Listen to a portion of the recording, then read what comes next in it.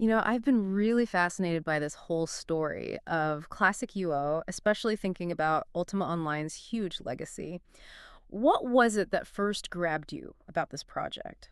I mean, going from fan-made to officially sanctioned, Yeah. that feels almost, well, unprecedented, Oh, rather. absolutely. That's precisely what makes it so interesting. For anyone who's maybe spent time in that sprawling, pixelated world of Ultima Online, or even if you're just curious about how these classic games manage to adapt and thrive today, this deep dive is definitely for you. Hmm. We're looking into ClassicUO, this project that really brings a fresh perspective to a truly legendary online game. But more than that, it almost feels like it rewrites the rules for how communities and developers can work together. It really does. What's truly fascinating, like you said, is how this open source, totally fan-driven thing Mm. managed to not only recreate a huge chunk of the Ultima Online client experience, Hmm. but then somehow found this unique path to get the official thumbs up from the game's developers. Yeah. And that just brings up this huge question, one that goes way beyond just UO. What does it actually mean when a fan project becomes an official supported way into an established legacy game? Right. What are the implications for players, for keeping these old games alive? And Yeah. I mean, even for how we think about digital stuff in this collaborative age, it's this amazing mix of pure passion and real world pragmatism. It really is. So, okay, let's start at the beginning. The genesis of ClassicUO. What is it like at its core? Okay, so fundamentally, the project defines itself as an open source implementation of the Ultima Online Classic client. Right, open source. Now, for folks maybe not super deep into software development, that term open source is, well, it's a really big deal here, isn't it? It's huge. It means the basic code, the blueprint for ClassicUO is just out there, Yeah. freely available for anyone to look at, to tweet, to share. So not some secret project locked away. Exactly. It's not proprietary. Yeah. It's this living, breathing thing built by the community. Development is collaborative, it's transparent, and it's fueled entirely by, the enthusiasm of the people contributing. And when you think about how long Ultima Online has been around, decades, this open source approach feels almost necessary for it to keep going, doesn't it? It really does. It's a testament to how much people still love UO Mhm. and just the sheer power of people getting together to build something cool. It means the client isn't just made for the community, it's genuinely made by them. Yeah. And that open source nature has some really profound, far-reaching effects, especially for a game as old as Ultima Online. Think about it, a game over 2 decades old. Mhm. Unlike a normal closed client where development is totally controlled by the original developers and, let's be honest, often slows way down as the game gets older. Right. Resources shift elsewhere. Exactly. But with open source, you can have continuous development, innovation driven directly by the community itself. So like new features, bug fixes. Yeah.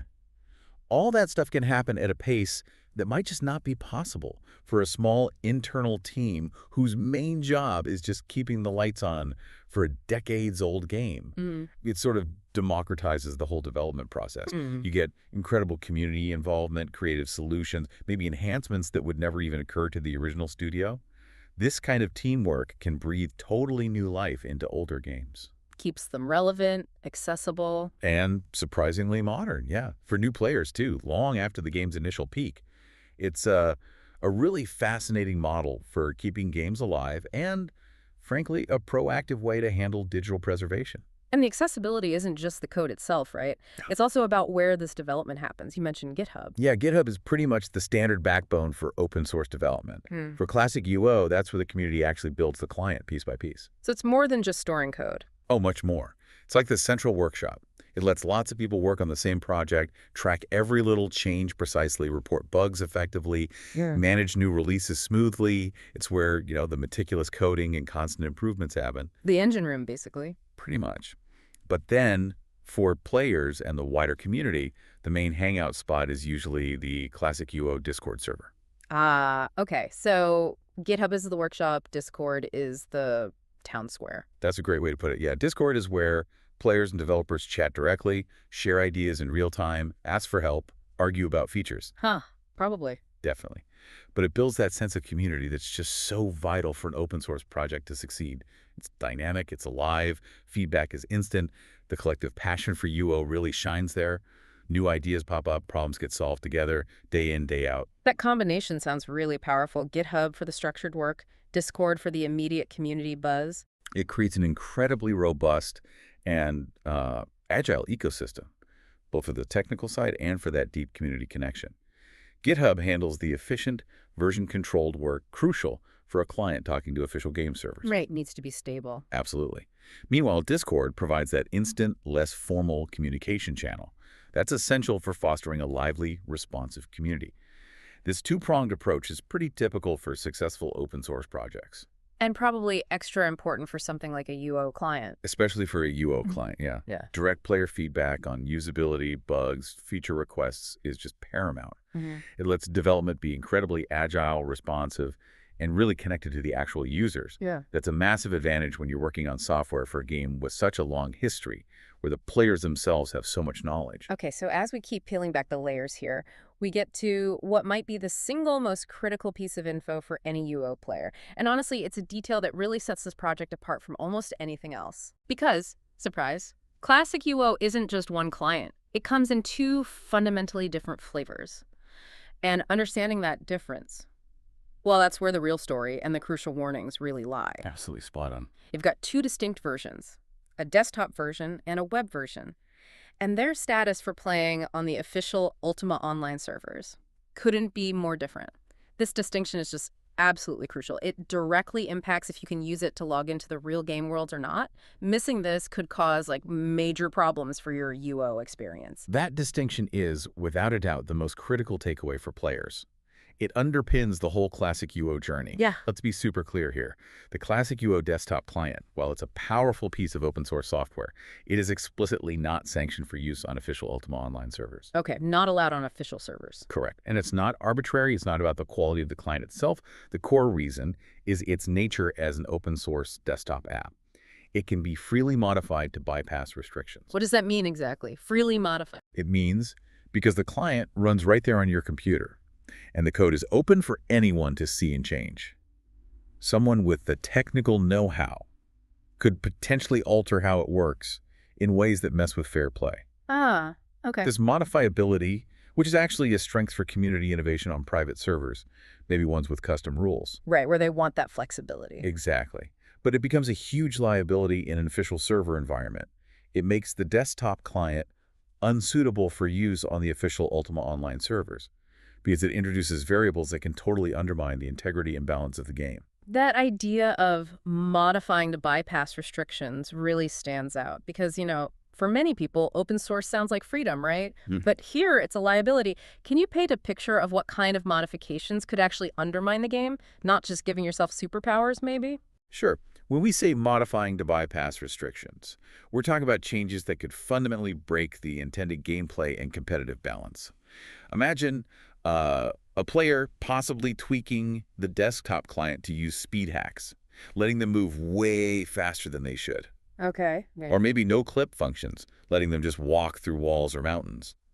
More subtly, they could add visual aids that show hidden info like where invisible monsters are, or the exact health of an enemy without even targeting them, Oh, wow. or even seeing inside someone's private house chest when they shouldn't be able to. For a game like UO, with its complex economy and player versus player combat, stuff like that could completely wreck the balance. Think about automating complex crafting steps with perfect timing. Right, getting an unfair economic advantage. Exactly. Or executing combat moves with superhuman precision. That gives a massive unfair advantage over players just using the standard client. So basically cheating the system, giving yourself an unfair edge. Precisely. These kinds of modifications, often called exploits, hacks, or bots, can severely damage the integrity of an official server. They create an unfair playing field. Which is why it's not sanctioned. Makes sense. Absolutely. And using these unsanctioned clients has real consequences for players. First off, potential account security risks. A modified client could, maybe accidentally or maybe on purpose, have code that steals your login details. Yikes. More directly, it's just flat out against the game's terms of service. That can lead to serious penalties, account suspensions, maybe even getting permanently banned. Lose of everything. Yeah. And then there's the bigger picture. These unfair advantages just ruin the experience for everyone else, eroding trust and that community feeling. The official developers have to ensure a level playing field. An easily modifiable client is a direct threat to that principle. Yeah. It's really a pragmatic decision to protect the community. I can definitely see why game integrity is so crucial, especially for a world like UO where fairness is key to its whole community vibe. But, from a player's point of view, sometimes open source feels like ultimate freedom. How tough is it for developers to walk that line, balancing community empowerment and maintaining control? It's an incredibly fine line to walk. And that actually leads us perfectly to the other side of the classic UO coin. Because, in complete contrast to its desktop sibling, Ah, the web client. exactly, the classic UO web client is sanctioned for use on official Ultima Online servers. Okay, so this one is allowed. Yes. And it's not just luck, it's a direct result of strategic collaboration. The official UO team, seeing the potential and the quality of this fan project, didn't just shut it down. Instead, they worked with the developers to restrict any features deemed unfair for use on official Ultima Online servers. Wow, okay, so they actually work together. They did. And that collaboration is the absolute key to its official status. It means that even though it started as a fan project, it went through a serious vetting process. It was adjusted, approved, and made to meet the strict standards needed for fair play and integrity on the official servers. It's a really rare and frankly commendable partnership in the gaming world. So, how did that partnership actually work? Was it like the classic UO team just sent their code over for a look, or was it more of a back and forth, hands on thing? Building that kind of trust between official devs and a fan project sounds like a pretty big deal. It really is, and it's a fascinating example of modern game development and community management. While we don't know every little detail of every meeting, the fact that the UO team worked with the developers strongly suggests a deep, ongoing conversation, not just a one-time review. Yeah, you'd think so. Imagine it, right? This Okay. small team of passionate fans working away on their client for this game they love suddenly gets a call from the official developers. What probably seemed like a pipe dream starts becoming real. Must have been incredible for them. Absolutely. This collaboration likely involved several steps. First, talks to understand what ClassicUO could do and what the fan team wanted. Then, technical reviews to spot potential exploits or features giving unfair advantages. The stuff they worried about with the desktop client. Exactly. And then, probably, iterative development. The ClassicUO team modifies the web client. The UO team checks those changes. Critically, it wasn't about the UO team taking over. It was about setting clear boundaries, technical limits on the web client's features, ensuring it could offer a modern experience without messing up the competitive integrity of the live official servers. So, guardrails. Perfect word. Guardrails. This willingness to engage, to compromise, to actually integrate a fan-made solution says a lot about adapting to community innovation while still protecting the game. It hints at a shift in how developers might see third-party contributions not just as threats, but as potential sources of innovation, better accessibility, and a powerful way to keep a game alive as long as those guardrails are solid. So, what does this all boil down to for you, the player? Especially if you're looking for an official approved way to play UO using this fan-made client. It means there's a specific, officially okayed path to do just that. It's a pretty unique partnership, really speaks volumes about the dedication of the classic UO devs, and honestly, the foresight of the official UO team. It does. And just to hammer that crucial point home again, only the ClassicUO web client has been sanctioned for use on official Ultima Online servers. No other third-party clients have this green light. This is the one. The only officially endorsed fan-made way into the official game. Crucial distinction. And, importantly, on security, always a big concern with third-party apps, it's explicitly stated that it is safe to log in using the ClassicUO web client. That's direct reassurance because, again, it's sanctioned, vetted, deemed trustworthy by the official devs. That peace of mind, that's invaluable. The safety of login info is absolutely critical for any online game, especially when a third-party client enters the picture. Player accounts, particularly in a game as old as UO, often represent years, sometimes decades, of investment, progress, emotional attachment. Your whole history in the game. Exactly. So that clear statement, it's safe to log in using the classic UO web client because it's sanctioned, is incredibly important. It signals that the official UO team did their homework, made sure the client handles sensitive data responsibly, securely, and doesn't put user accounts at risk. That level of trust and endorsement is super rare for fan projects. It's a direct result of that collaboration and those feature restrictions we talked about. It tells players you can use this modern client without worrying about compromising your account, which for many is their entire UO legacy. Okay, so we've established what Classic UO is, and crucially, which version is okay for official play. Now let's get practical. Getting started, actually setting up the Classic UO web client. One of the most appealing things here is just how minimal the requirements are. It really opens up UO to maybe more people than ever before. So let's unpack the setup. First, there's a specific requirement. You need a Discord login to use the web client. That might seem a bit odd for a game client at first It is a glance. bit unusual, yeah. But it feels like a modern take on authentication. Probably streamlines logging in, maybe links to social features, Hmm. and uses a secure platform people already trust instead of needing separate game logins. That seems likely. Leveraging an existing, widely used secure platform makes a lot of sense. Second, the browser compatibility is amazing. It works on any OS that supports Chrome-like browsers. That is a huge step for accessibility. It really It is. completely frees you from specific operating systems, Yeah. Windows, Mac OS, Linux, maybe even a Chromebook. If you've Hmm. got a modern browser like Chrome, Edge, Brave, you can potentially jump into Britannia. No more being tied to one OS or a clunky traditional installer. The world of UO becomes accessible pretty much anywhere with the internet. And what's truly fascinating there is just how low the barrier to entry becomes. Hmm. Think about other legacy MMOs often needing big technical setups, troubleshooting compatibility, huge downloads that take forever. Oh yeah, the download struggle is real. Right. This approach just democratizes access to UO like never before, makes it super easy for brand new players curious about this legendary game, or returning vets who just don't want the hassle of old installs or hardware issues to just jump right in. That simplicity, plus the broad browser support. It lets people play on devices they already have, turns what could feel like an exclusive experience into something much more inclusive. It's a game changer for a game this old, helps keep its legacy growing. Definitely. Now, even though it runs in your browser, it still needs to store the game assets, right? Yeah. Textures, sounds, maps, character models, all that stuff. The core game data. So you'll need a few gigabytes of free disk space.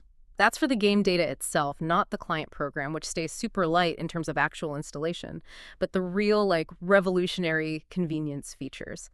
Play instantly and no updates needed. Yeah, those are huge. Imagine literally going from opening a new browser tab to being in Britannia, fully in the game in just seconds. The client is running entirely in your browser and promises to get you in the game in seconds. That's a massive shift. It kills those frustrating waits with traditional launchers, the progress bars crawling along. Eliminates that friction point completely. And then it gets even better. Always up to date, new patches are automatically applied. Oh, no updates needed. That phrase is like music to any online gamer's ears. Absolutely. I still have flashbacks to clicking patch and watching that bar creep along for hours, sometimes missing guild events or important moments. This feature alone is a monumental quality of life upgrade. The web client just handles it all behind the scenes, make sure you're always on the latest version, no manual work needed. You're spot on. These aren't just small conveniences. They're a significant modernization of the UO client experience, tackling those old frustrations head on. Play instantly drastically cuts the friction of starting a session, which can be the deciding factor for casual players or those with limited time. It changes playing from this deliberate launch game process into something as easy as opening a website. Yeah, totally changes the impulse. And no updates needed solves that age-old online gaming problem. By patching automatically, the ClassicUO web client ensures everyone's on the latest version, cuts out compatibility issues, manual downloads, and the frustration of being locked out because your client's old. If you connect this to the bigger picture, these features show how a web platform can blend modern UI and tech functionality while carefully keeping the classic feel and core gameplay of UO intact. It's a powerful bridge between past and present classic experience, modern ease of use. And beyond just getting you in faster without update hassles, the web client also brings some unique upgrades, things only available through this sanctioned web version. They mention stuff like modern scripting. For a game like UO, where players manage complex crafting, intricate gathering routes, maybe sophisticated combat rotations, scripting can be a huge deal. This modern scripting sounds like more than just simple macros. It suggests a robust, built-in system letting players create complex, custom automations, almost like a mini programming environment inside the client. That's a key point. It implies cleaner, more efficient gameplay without needing potentially risky third-party tools, all within the UO team's approved framework. So it's not about enabling unfair cheats, given the official oversight. Exactly. It's more about enhancing efficiency and maybe immersion, letting players personalize and streamline how they interact with UO's deep, often complex systems. For instance, scripting repetitive tasks lets you focus more on strategy or talking to people, not just tedious clicking. Reduces the grind, makes it more accessible. Respects your time and creativity within the rules. Then there's chat, suggesting a more built-in, maybe richer communication system. For an MMO like UO thriving on interaction, chat is the lifeblood. This could mean better private messages, guild channels, party chat, maybe even voice integration, making it easier to connect, organize, build that community feel. An improved chat system is absolutely vital. Older game clients often had pretty basic clunky chat. Modernizing that within the sanctioned client means players can engage more effectively, form groups easier, participate in the social side without breaking immersion or needing external apps, lowers the barrier to being social, which is often what keeps players hooked. And grid containers. That sounds like a massive improvement for inventory management. Anyone who's played UO knows managing loot, crafting stuff, gear, it's practically a mini game itself. Uh-huh, it really can be. Grid containers suggest a more organized, visual, efficient way to store and find items. Moving beyond just lists to something more intuitive, maybe customizable. Imagine less time dragging items, struggling to find that one region. Grid containers tackle that common old game pain point head on. Better visual organization. Mhm. It's not just looks, it's a real quality of life boost. In UO, carrying tons of items for crafting, spells, combat, a grid lets you find things faster, sort easier, reduces clutter, makes inventory less of a chore, lets you spend more time adventuring, less time organizing your backpack. Shows the innovation possible when a dedicated team modernizes a classic without changing the core game. And the source just vaguely says, and more, hinting this isn't static, right? It's a platform that can keep evolving, adding features tailored for the web. Exactly. It suggests ongoing development. Finally, when you're ready to actually play, the ClassicUO web client connects you to all the official game worlds. It lets players connect to all official Ultima online servers, so you're not isolated, you're playing on the same servers as everyone else. Full integration. Plus, there's a handy serverless feature built right in. Lets you browse to find your favorite shard. That's the UO term for a server or world instance, whether it's a popular fan-run free server or an official one. Simplifies finding and joining a world, no manual IP addresses or external lists needed. It's all integrated. Makes getting from browser to Britannia super smooth. That ability to connect to all official servers, plus the built-in list, is huge for accessibility and community health. It means the ClassicUO web client isn't just some alternative. It's a full-fledged, endorsed gateway into the entire official UO ecosystem. Addresses that worry about being cut off from the main player base. Exactly. By ensuring full connectivity, it strengthens the whole UO community. Players can pick their client without losing access to friends, guilds, favorite servers. It's proof of the seamless integration achieved through that collaboration between the classic UO team and the official UO team. Really unifies the player experience no matter which client you choose. Now, a really natural question for longtime players is, okay, does this mean I have to switch? Do I have to ditch my current client? Yeah, that's a valid concern. And the answer, thankfully, is a definite no. The developers get that people are comfortable with their setups. They've made it super clear. No pressure to migrate. You can keep using the existing official classic client, the enhanced client, any enhanced client UIs you like.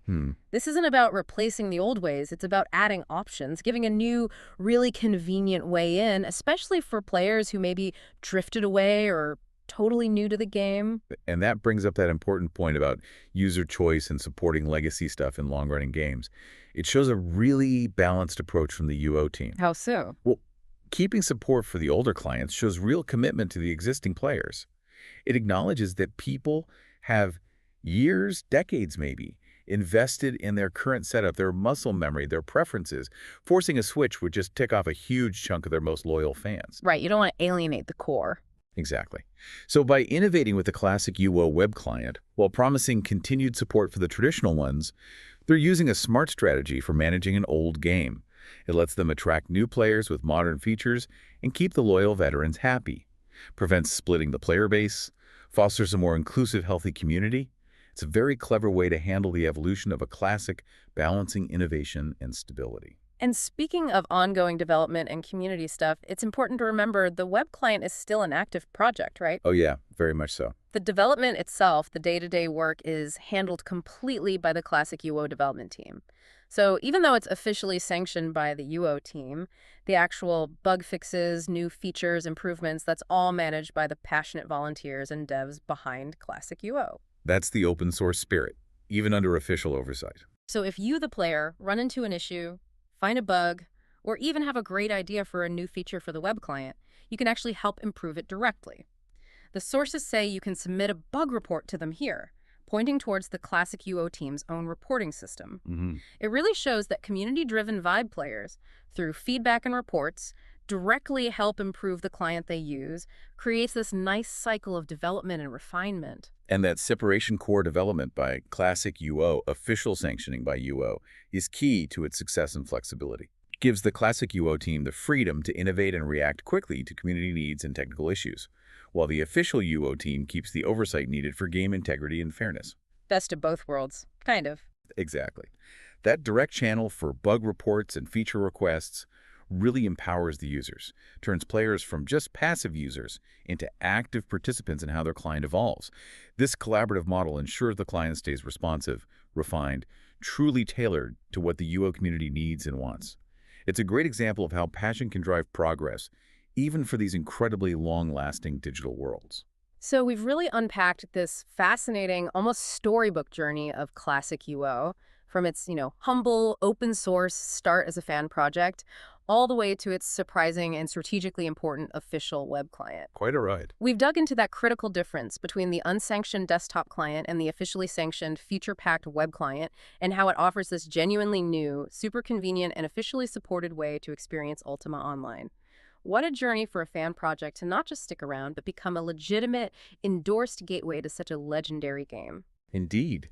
This whole story just highlights the incredible power of community development and how smart, forward-thinking game developers can actually embrace these initiatives. They can extend the life, boost the accessibility, and really enrich the experience of their games for decades. Yeah.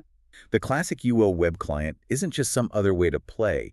It's really a model for how legacy games can stay relevant and easy to access in our modern browser-focused world. It proves that innovation can, and often does, come from the most surprising places like the heart of the player community itself. It points to a future where those lines between official and fan-made stuff can blur in really positive ways, leading to better, more vibrant experiences for players and longer lives for the games we love. Considering how the classic UO web client has pretty much revolutionized access to Ultima Online, turning this decades-old complex MMO into something you can fire up in seconds from almost any browser, it really makes you wonder, what other classic games could benefit from a similar approach?